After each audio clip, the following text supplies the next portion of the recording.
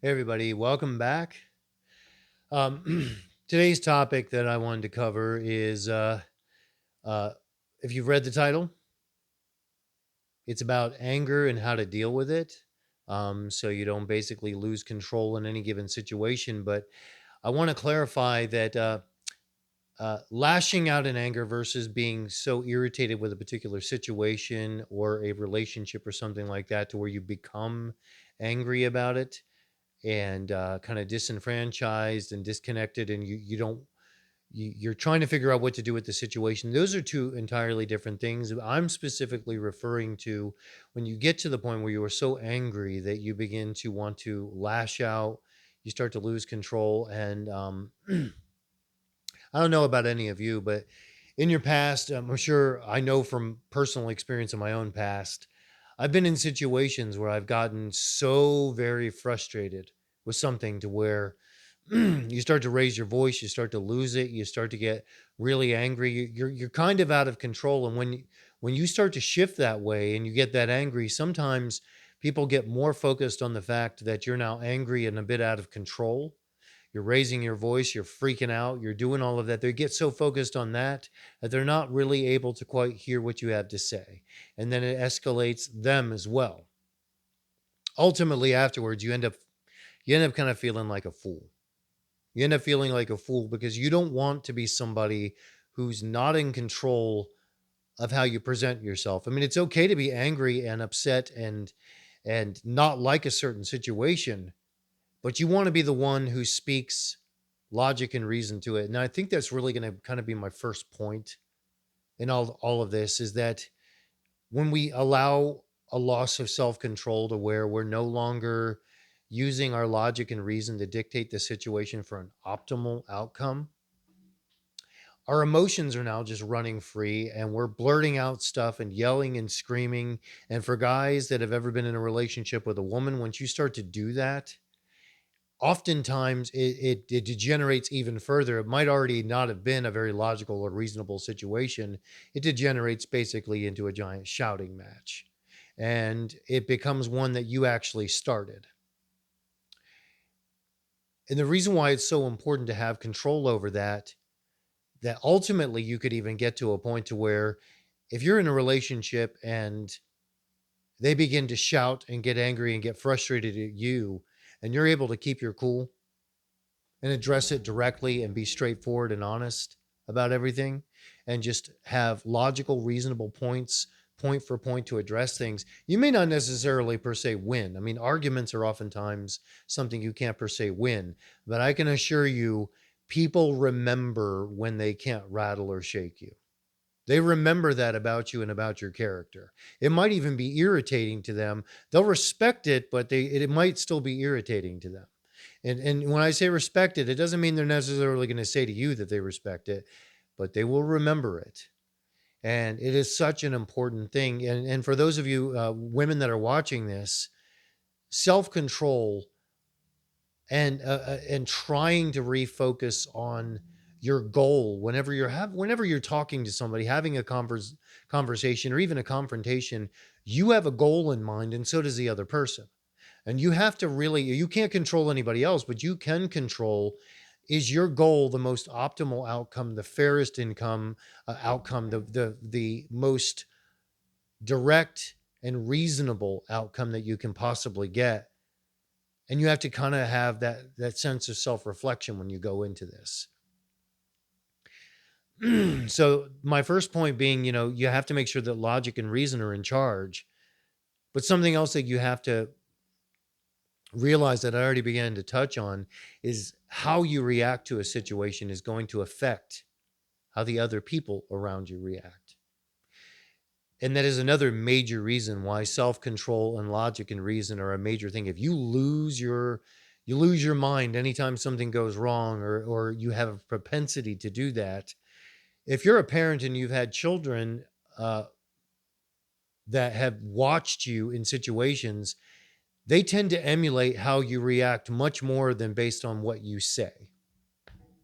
Like, you can put yourself across in a certain way verbally, describing yourself and treating it a certain way over year after year after year, but your children will emulate how you react to a situation. Like when you're in a stressful situation, you yell, scream, throw fits, throw stuff across the room, lose control and get out of control.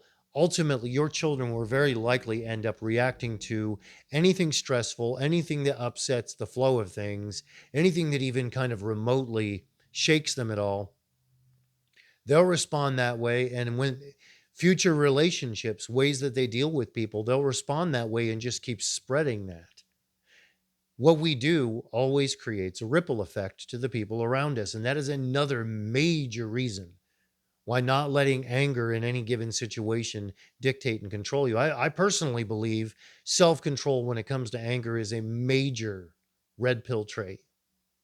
And when I say red pill, I'm not trying to just, address this to men, but I mean, if you're a woman watching this and you're looking at this going, you know, thinking about areas where you can be self-reflective, have more self-control, everybody bringing that to the table means it's much more likely that any problem or any issue is ever going to get solved.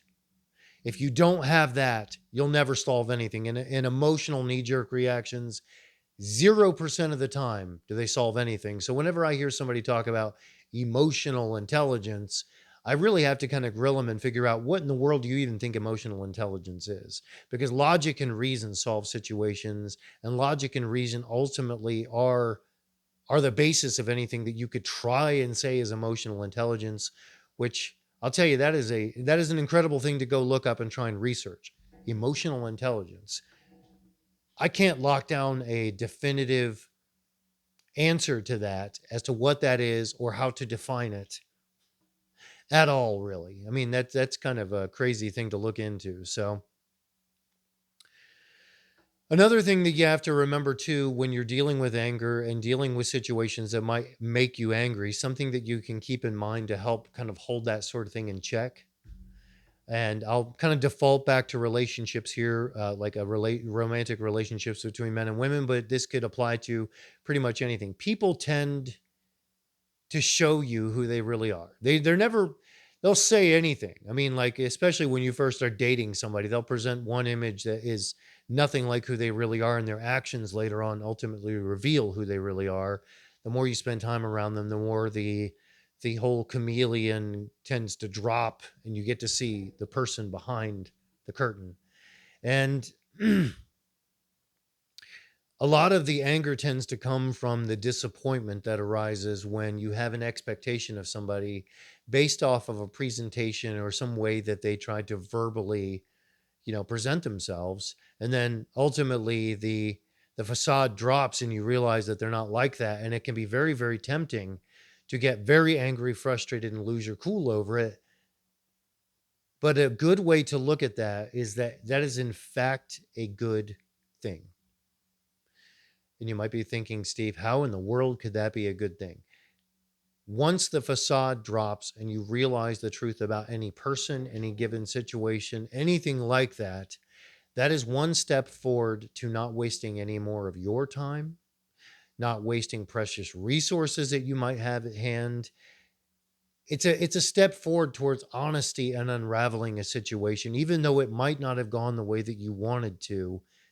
It's the beginning of the end of that, and it's a hell of a lot better than staying in a situation where you think something is one way, but it's actually another.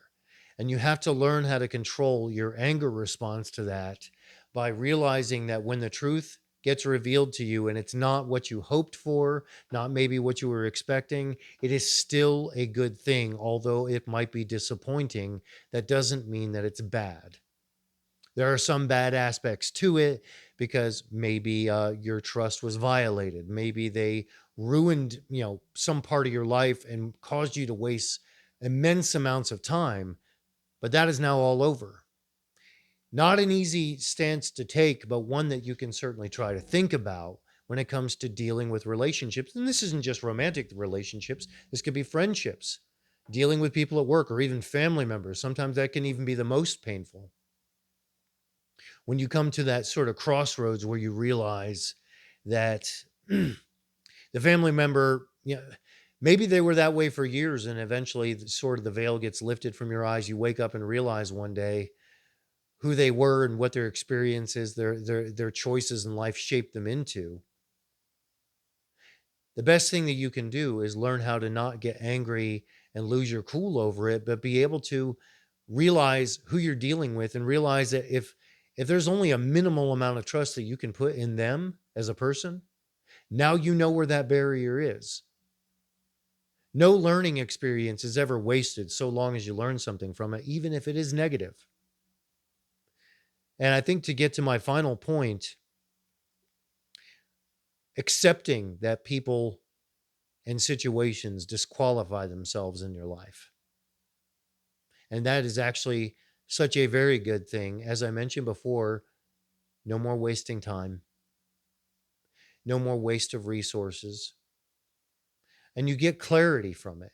Clarity is the most important thing you can get with experience, because sometimes even winning isn't the best experience, because winning can even give you a false sense of a situation sometimes. But when you learn about where people really stand, who they really are, what situations really are like when it comes to work, when it comes to how our government really is, where we all really stand in the grand scheme of things, at least at that point, you are proceeding from an honest place, a place where you don't have, where you have the minimal amount of delusion you can possibly get to, where, where you have the most honest take on life. And you have to expect that even that is going to change potentially, and try to learn to control your emotions to where you're not angry about it, but you actually come to it from a mind point, a mindset and a point of embracing that. Not an easy thing to do. I will admit that that is absolutely not an easy thing to do. A lot of people very much struggle with that. I have struggled with that. If you haven't struggled with that, then you are a robot, not a human being, and this video is not for you, I guess. But we all struggle with it. We've all lost our cool with things in the past when it's relationship oriented, or other things where we were disappointed, we were hurt, something completely took us by surprise, and that is completely okay, as long as you learn and adjust and adapt so that you have a means of reflecting on it when it happens, and you don't have that knee-jerk emotional reaction, and you realize every grain of truth that ever comes to you is for your benefit. It really is. And that's actually a really good thing. No need to get angry about it, because getting angry doesn't matter. It just makes you look like a fool. It just escalates a situation that you don't probably want escalated. It starts a shouting match that doesn't solve anything. You can be the one that brings the logic and reason to the table in any situation. And if no one else wants to follow suit with you, you'll walk out of there mostly unflustered by it. And everybody in that room that saw you do that will forever remember that's how you handled it. That part of your character will stick with them for a long time, might even inspire a few of them. Certainly food for thought, I would think. So, with that being said, I'm pretty much going to wrap up this video for now. And obviously, if you like this type of content, feel free to share it with other people. Hit the like button for the algorithm, subscribe, hit the notification bell, because I've got more stuff coming up soon. And as always, I have to say, I've enjoyed the interaction with everybody on here, and just appreciate, talking to you guys in the comments, getting feedback from you on posts that I put up. And I've very much enjoyed the community that's being put together here, and just the growth that's happening. And I look forward to every time I pretty much get to turn on the camera. It went from being completely and utterly awkward at the very beginning. Of course, you hardly have anybody subscribe to you, so you feel like you're talking to essentially nobody, and just building to a point to where you're talking to people that want to have honest conversation. It may not always be completely like-minded, but the more you can have conversation and use your reason and your logic, and you approach it from an honest place, a place where, if you can, hopefully everybody comes to the table with some measure of self-reflection. And if you don't, maybe you'll be inspired to. So with that, I'm going to leave it here. It's always, as always, it's a pleasure. And I look forward to talking to you all again soon.